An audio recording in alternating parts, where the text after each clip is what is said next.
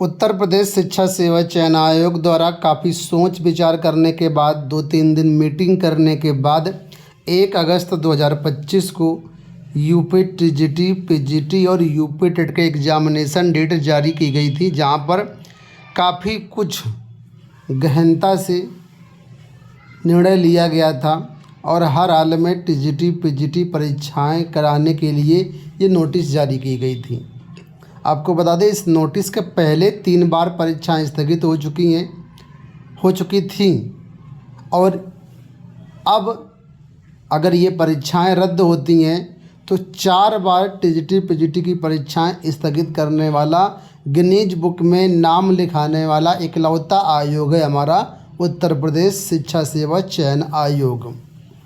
तो फिलहाल यहाँ पर ये नोटिस देखेंगे तो 1 अगस्त 2025 को नोटिस जारी करके उत्तर प्रदेश शिक्षा सेवा चयन आयोग के डॉक्टर शिवजी मालवीय जी, जो उप सचिव हैं, उन्होंने कहा था कि हम 15-16 अक्टूबर को प्रवक्ता की परीक्षा कराएंगे, 18-19 दिसंबर को ट्रेंड ग्रेजुएट टीचर यानी कि प्रशिक्षित स्नातक शिक्षक की भर्ती परीक्षा कराएंगे और 29 व 30 जनवरी को यूपीटीटी की परीक्षा कराएंगे, जिसमें से आप जानते हैं कि 15 और 16 अक्टूबर को होने वाली प्रवक्ता की भर्ती परीक्षा चौथी बार स्थगित की जा चुकी है। अब 18 और 19 दिसंबर को जो टीजीटी 2022 की परीक्षा लगी, इस पर सभी की निगाहें हैं। बहुत सारे छात्रों का कहना है कि क्या ये परीक्षाएं स्थगित होंगी, क्या अब एग्ज़ाम 2026 में होगा। यूपीटीटी को लेकर के बहुत सारे छात्र पूछ रहे थे क्या होगा अब। तो इस पर इस वीडियो में इसी टॉपिक पर बात करेंगे कि आखिर क्या स्थिति है आज शिक्षा सेवा चयन आयोग की और क्या होगा आगे। तो फिलहाल 3 नवंबर को शिक्षा सेवा चयन आयोग में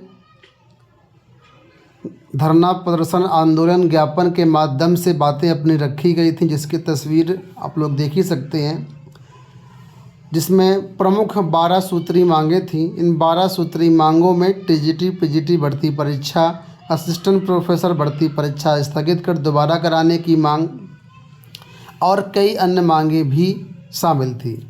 लेकिन आपको बता दें कि उत्तर प्रदेश शिक्षा सेवा चयन आयोग में जो यथास्थिति है वो आप लोग जानते होंगे, नहीं जानते तो थोड़ा सा मैं जल्दी से ब्रीफ कर देता हूँ कि आप लोग जानते होंगे कि सितंबर में हमारी अध्यक्ष जो थी पहले, कीर्ति पांडे जी, उन्होंने इस्तीफ़ा दे दिया था और उसके बाद तुरंत उनका इस्तीफ़ा मंजूर किया गया और नए अध्यक्ष के लिए ऑनलाइन आवेदन के लिए विज्ञापन जारी किया गया।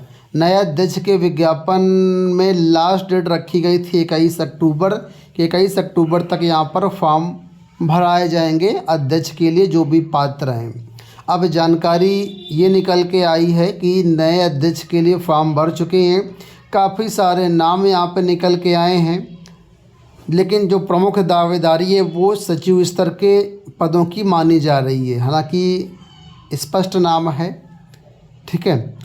और अभी जो शॉर्ट लिस्टिंग की प्रक्रिया है, स्क्रीनिंग की प्रक्रिया है, वो शासन स्तर पर चल रही है। जैसे ही कोई नया नाम फाइनल नाम निकल के आता है, उसके बाद इंटरव्यू के माध्यम से नए अध्यक्ष के चयन की घोषणा कर दी जाएगी और वो आकर के कार्यभार संभाल लेंगे। फिलहाल अगर देखेंगे तो 21 अक्टूबर से अब तक लगभग 20 दिन हो रहे हैं। अभी तक केवल स्क्रीनिंग ही चल रही है। आगे प्रक्रिया कहाँ तक पहुँची, क्या अपडेट है, कब तक नियुक्ति होगी नए अध्यक्ष की, इस पर अभी कुछ भी नहीं किया जा सकता है। सारी चीज़ें कॉन्फिडेंशियल हैं। फिलहाल हम लोग ये मान सकते हैं अभी कि नए आयोग में परमानेंट अध्यक्ष नहीं है। हाँ, कार्यवाहक अध्यक्ष के रूप में राम सूचित जी को नया कार्यवाहक अध्यक्ष बनाया गया है। जो लोग नहीं जानते हैं, तस्वीर आपके सामने है।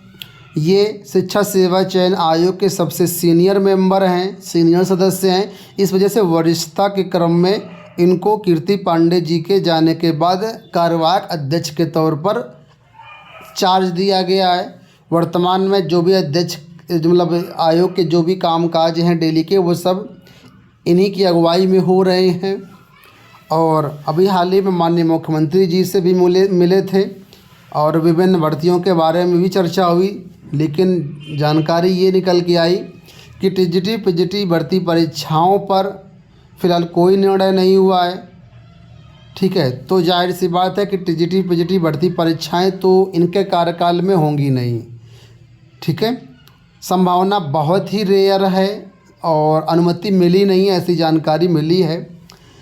और आप लोग देख ही रहे होंगे कि अगर ये परीक्षा होनी होती तो अब तक परीक्षा केंद्र फाइनल हो चुके होते, एडमिट कार्ड जारी होने का नंबर आपको लास्ट नवंबर तक आ जाता। हालांकि अभी थोड़ा सा विलम्ब है, लेकिन लास्ट नवंबर तो हर हाल में एडमिट कार्ड जारी हो चुके होंगे। लेकिन फ़िलहाल ये परीक्षाएं भी पोस्टपोन्ड होने के पूरे चांसेस दिख रहे हैं। टीजीटी परीक्षा समय से नहीं होगी, ऐसी पूरे उम्मीदें हैं। ठीक है, लगातार छात्र आयोग में जाते रहे, धरना प्रदर्शन करते रहे हैं और वहाँ पर चीज़ें सामने निकल के आती रही हैं। तो जाहिर सी बात है, कार्यवाहक अध्यक्ष हैं तो इनके पास उतना पावर नहीं है जितना एक परमानेंट अध्यक्ष के पास होता है, क्योंकि परीक्षा कराना कोई आसान काम नहीं, उसमें बहुत सारी जिम्मेदारियां होती हैं। सबसे पहले तो पेपर सेट ही करना है। ठीक है, सबसे पहला तो काम पेपर सेट करना है। इसके साथ परीक्षा कराने के लिए 4 एजेंसियों का चयन करना है। वर्तमान में अब नए शासन की नियमावली के अनुसार, नए शासनादेश के अनुसार एक परीक्षा कराने के लिए 4 एजेंसी लगेंगी। तो सबसे बड़ा काम तो एजेंसी का फाइनल करना ही है। 4 अलग अलग एजेंसी अलग अलग कामों के लिए रखी जाएंगी, एजेंसी फाइनल होंगी। ठीक है, वो भी पारदर्शी तरीके से होना चाहिए।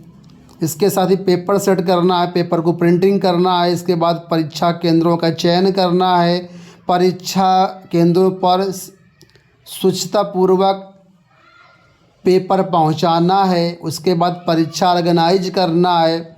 उसके बाद वापस कापियों को अलग अलग ज़िलों में रैंडमाइजेशन करके जो है उनको भेजना है। इसके बाद जो है फिर से कॉपी चेकिंग करवाना है, आंसर की देना है, रिवाइज आंसर की देना है, रिजल्ट तैयार करना है। स्केलिंग मॉडरेशन भी कई बार करना पड़ जाता है, हालांकि इसमें स्केलिंग मॉडरेशन तो नहीं होगा।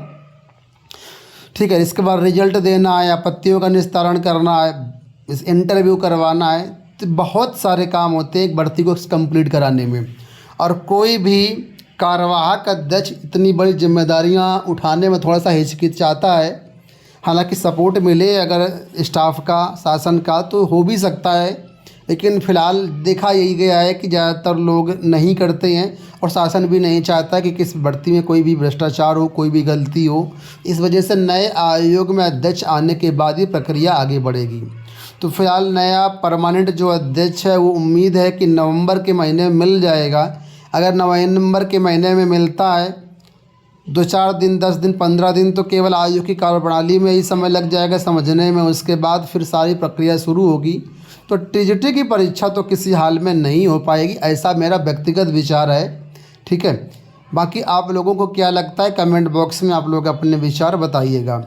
इसके साथ यूपीटीटी परीक्षा भी नहीं हो पाएगी। जो डेट दी गई जनवरी की उसमें नहीं हो पाएगी। अब ऐसा क्यों? क्योंकि भैया पहले आवेदन तो लिए जाएँ यूपीटीटी के लिए, पहले आवेदन लिए जाएंगे, 1 महीना आवेदन चलेंगे, उसके बाद फिर सेंटर की बुकिंग होगी, एडमिट कार्ड जारी करना है, परीक्षा कराना है, पेपर तैयार करना है, बहुत सारा काम है और वो भी किसी हाल में नहीं होगा। ठीक है, तो कुल मिला करके ठंडे बस्ते में आप लोग भी बैठ जाइए, अलग अलग एग्ज़ाम की तैयारी करिए। LT ग्रेड का एग्ज़ाम होने वाला है, वो आपका होगा, उसको फोकस करिए। टीजीटी को लेकर के अभी विलम्ब है और ये भर्ती बहुत बुरी तरीके से फंसी हुई 2022 से। 2 साल हो गया आयोग को गठन हुए, लगभग 1.5-2 साल हो रहे हैं। इतनी बार एग्ज़ाम डेट लगी, लेकिन अभी तक इसका कोई शुभ मुहूर्त डिसाइड नहीं हो पा रहा है कब ये परीक्षा कराई जाएगी। फ़िलहाल आगे आने वाले समय में जो कुछ भी अपडेट्स मिलेंगी चैनल के माध्यम से हम अब तक ज़रूर पहुंचाएंगे। आप लोग चैनल को सब्सक्राइब कर लीजिए और टेलीग्राम से जुड़ जाइए। ठीक है, लिंक वीडियो के डिस्क्रिप्शन में है। इस वीडियो में इतना ही, धन्यवाद।